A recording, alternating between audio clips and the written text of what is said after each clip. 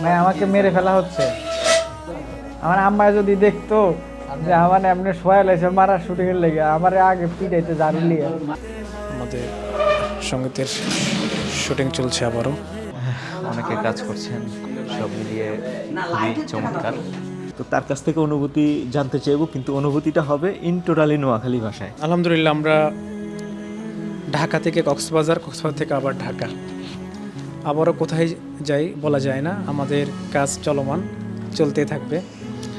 আজকে আমরা খুব সুন্দর একটি বাড়ি উত্তরাতে একটা আপন ঘর শুটিং হাউসে আমরা আমাদের সঙ্গীতের যে ডুয়েট সঙ্গীত আমি এবং জুবাইর আমরা একসাথে গিয়েছি। এই সঙ্গীতটা আশা করছি সবার খুব ভালো লাগবে। এটা শোনার মতো একটি সঙ্গীত এবং সবারই খুব ভালো লাগার মতো একটি সঙ্গীত হবে আশা করছি। মোট কথা হচ্ছে একাকিত্ব কাটার বোরিং ফিল হয় না। এই সঙ্গীতটা যতবার আপনি শুনবেন ততবার আপনার কাছে খুব ভালো লাগবে। চমৎকার একটি সঙ্গীতের আমরা কাজ করছি, আমাদের সাথে থাকবেন। আমাদের এই কাজটা খুবই ভালো হবে এবং আমাদের এই কাজটি এইচএল হাদি ভাই করছেন।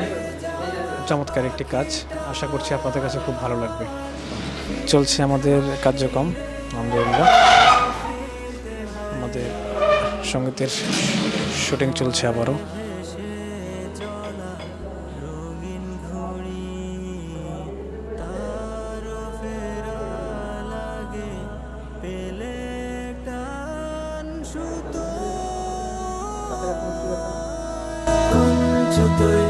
কুঞ্চতই তোমার ফেরার তারা নেই মনে, কুঞ্চতই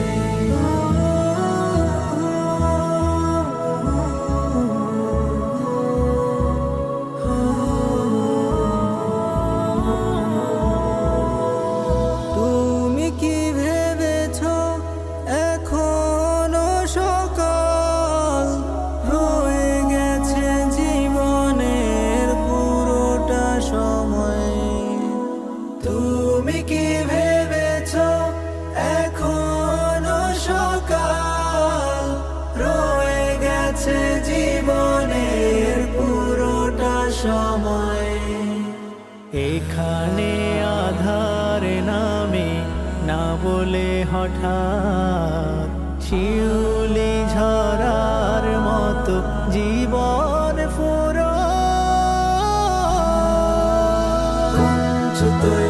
কুঞ্চতই তোমার ফেরার তারা নেই মনে, কুঞ্চতই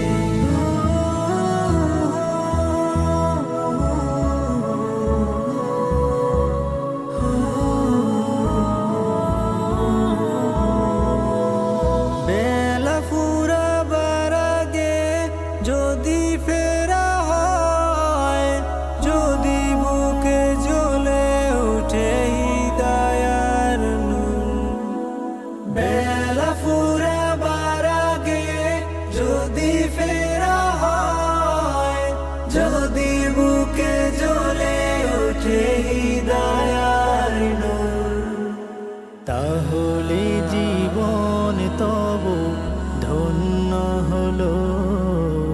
কিছুটা আশার পুঁজি থাকবে মুঠো।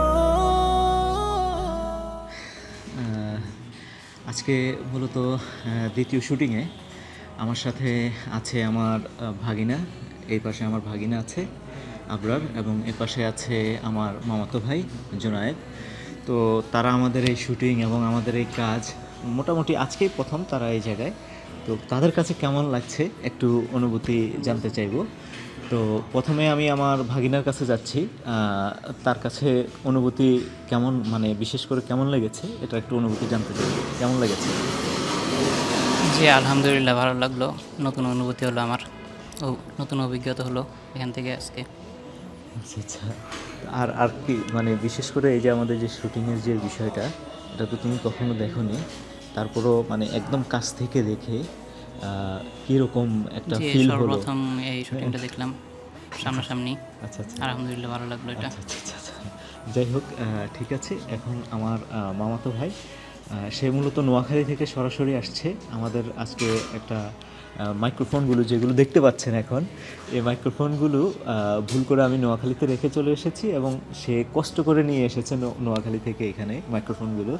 তো তার কাছ থেকে অনুভূতি জানতে চাইবো, কিন্তু অনুভূতিটা হবে ইন টোটালি নোয়াখালী ভাষায়। হ্যাঁ, নোয়াখালী ভাষায় অনুভূতি তোমার কাছ থেকে জানতে চাচ্ছি। আজকে এই শুটিং আমি লাইফে প্রথম মানে নিজের একদম নোয়াখালী ভাষা, এটা কিন্তু নোয়াখালী ভাষা হয় নাকি?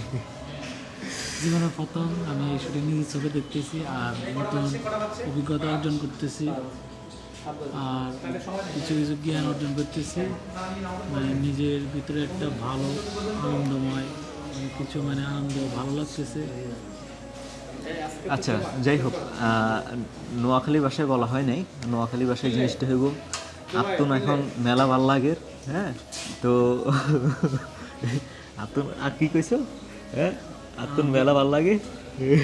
আর আচ্ছা, যাই হোক, সে ভুলে গেছে। হ্যাঁ, প্রথম ফিল তো, সে কারণে সে ভুলে গেছে। সমস্যা নাই, আমরা আরও মানে আরও অনুভূতি নিব। পুরো শুটিংটা শেষ হয়ে গেলে আবার অনুভূতি নিব, সবার অনুভূতি নিব, কেউ বাকি থাকবে না। ঠিক আছে, অনেকে কাজ করছেন, সব মিলিয়ে খুবই চমৎকার। আশা করি যখন আপনারা দেখতে পাবেন তখন ভালোই লাগবে। কোন ছুতোয় তোমার ফেরার তাড়া নেই মনে, কোন ছুতোয়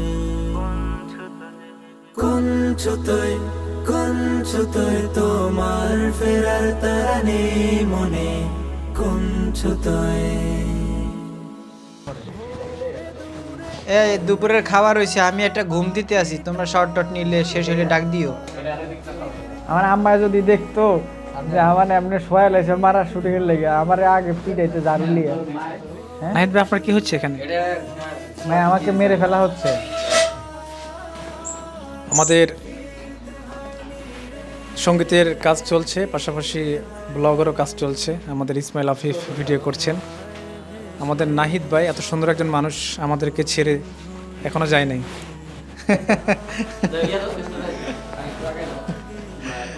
যাক, এটা নিয়ে আসলে উপহাস করার কিছু নেই, সবার জীবনে এরকম আসতে পারে। তবে বাস্তবতা বোঝানোর জন্য, গল্প বোঝানোর জন্য অনেক কিছুই করতে হয়। তোমার ফেরার তাড়া নেই মনে, কোন ছুতোয়।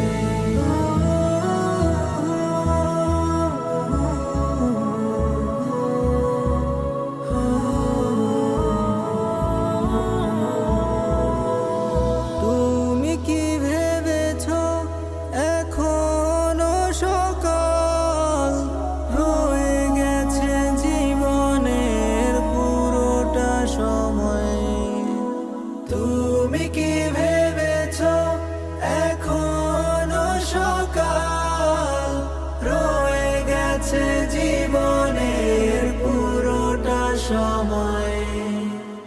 এখানে আধারে নামে না বলে হঠাৎ শিউলি ঝরার মতো জীবন ফুরো। কোন ছুতোয় তোমার ফেরার তাড়া নেই মনে, কোন ছুতোয়।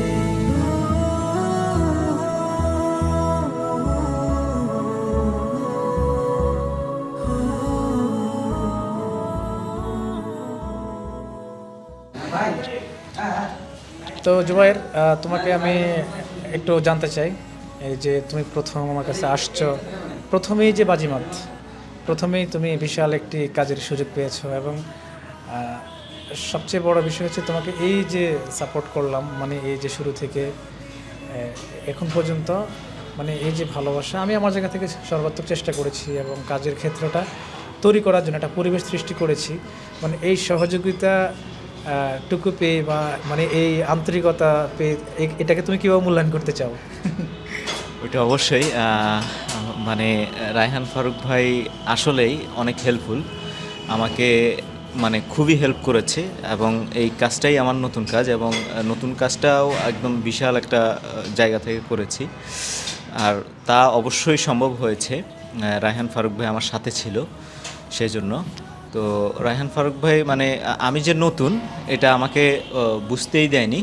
উনি মোটামুটি একদম মানে ভালো একজন আর্টিস্ট বা ভালো একজন সিঙ্গারের সাথে যেভাবে মানে আচরণ এবং চারিদিক থেকে যত ধরনের হেল্প করা দরকার ঠিক সবগুলোই আমার সাথে করেছেন। তো সেই জায়গা থেকে আসলেই মানে খুবই হেল্পফুল ভাইয়া। ভাইয়ার কথা আর কি বলবো, আসলে অনুভূতি যদি আমি প্রকাশ করতে চাই ভাইয়াকে নিয়ে প্রকাশ করতে পারবো না, এটা সীমানা আসলে শেষ হবে না। যাক, শুক্রিয়া। আসলে কথা আমি আবেগ থেকে বলে ফেলছি, সেটা হচ্ছে তোমাকে কাজ করতে গিয়ে অনেক সময় ধমক দেওয়া লাগছে, অনেক ধরনের প্রেশারাইজেশন থেকে শুরু করে সব কিছুই মানে কাজের সৌন্দর্যের জন্য করা হয়েছে। আশা করি এটা ভালোভাবেই নিবা। এটা তো অবশ্যই, এটা তো আসলে কাজটাকে ভালো করার জন্যই করা হয়েছে, ঠিক আছে। এবং সেগুলোকে আমি ওইভাবেই এটা নিয়েছি। জাস্ট এই যে ভিডিওটা নিয়েছি এটা স্মৃতি হিসাবে, এবং যেন অবশ্যই একটা ফ্রেমে থাকতে পারি ভালোবাসার আলোকে। ওকে, ধন্যবাদ, সবাই ভালো থাকবেন।